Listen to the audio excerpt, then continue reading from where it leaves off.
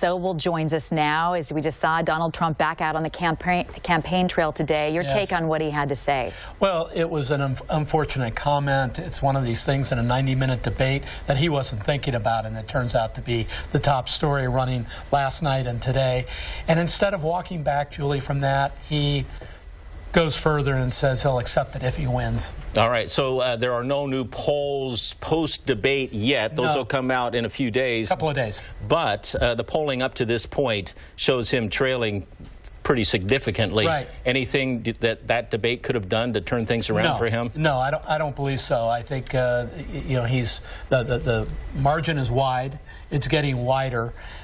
There may be some compression, but I think he has to worry, obviously, about the swing states that where he could do well, possibly. But last night's effort isn't going to be the difference. But getting to what he said, doubling down on that comment about not really honoring the results of the election if he doesn't win, and right now it doesn't look like he's going to win. So what's he going to do? Is he going to try to spark some kind of rebellion with his followers? No, I can't see that. This is just simple Donald Trump bravado that we've been witnessing all through this campaign. And you know, you look back at many of his statements over time. If you could have edited out several of those statements, quite frankly, he'd be in this race.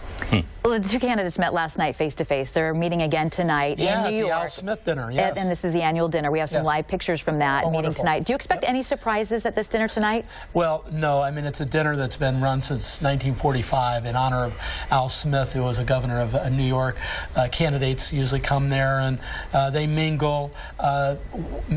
Maybe he sends over a drink. Who knows? Well, it's supposed to be a light-hearted affair. It's a charity event. It's a charity event. This isn't where they're going to take comedy. Right. Yeah. Hopefully, you know, the charity benefits by all these people showing up, and it shouldn't be about Donald Trump and Hillary Clinton. We'll see what happens. Yeah, they didn't shake hands last night. No. Let's see if they shake hands. I did watch Hillary Clinton enter the room, and she did shake hands with Melania Trump. That was before Donald Trump entered the room. And just to note that this thing is going to go on for a little while, and once we get to either Hillary Clinton or Donald Trump speaking, we're going to try to dip into that and bring that to you live when it happens. These speeches are usually funny, self-deprecating at times and that sort of thing, or poking light fun at other people. We'll see what happens. So we're less than 3 weeks away now from the election. What do you expect out on the campaign trail in the next couple of weeks? I think Hillary Clinton plays it very, very safe, stays out of the line of fire as best she can, takes a few more days off, claims it's for preparation for this or that.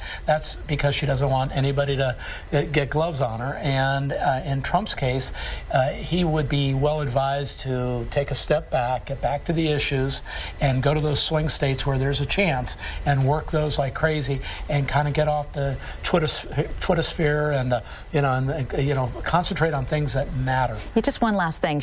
New WikiLeaks emails come out every day. Does she stay away from those, or does she address those? There was something about Morocco today, and Bill Clinton accepting a $12 million donation to the Clinton Foundation. I think she tries to avoid it like the plague, and you saw what she did last night when you know, Trump tried to nail her on that, and she just pivoted right away, and he was unable to close the deal in terms of forcing her to talk about that. All right. Well, we'll have more with you a little bit later on this evening. Absolutely. Brian, thank you.